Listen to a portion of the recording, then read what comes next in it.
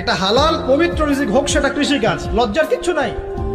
কৃষিকাজ লজ্জার কোনো প্রফেশন নয়, গর্বের প্রফেশন।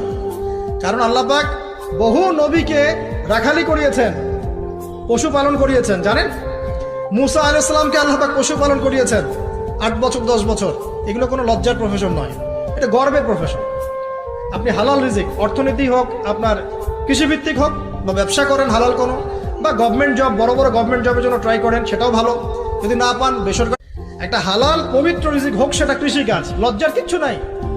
কৃষিকাজ লজ্জার কোনো প্রফেশন নয়, গর্বের প্রফেশন। কারণ আল্লাহ পাক বহু নবীকে রাখালি করিয়েছেন, পশুপালন করিয়েছেন। জানেন, মুসা আলাইহিস সালামকে আল্লাহ পাক পশুপালন করিয়েছেন 8 বছর 10 বছর। এগুলো কোনো লজ্জার প্রফেশন নয়, এটা গর্বের প্রফেশন। আপনি হালাল রিজিক, অর্থনীতি হোক, আপনার কৃষিভিত্তিক হোক, বা ব্যবসা করেন হালাল কোনো, বা গভর্নমেন্ট জব, বড় বড় গভর্নমেন্ট জবের জন্য ট্রাই করেন, সেটাও ভালো। যদি না পান বেসরকারি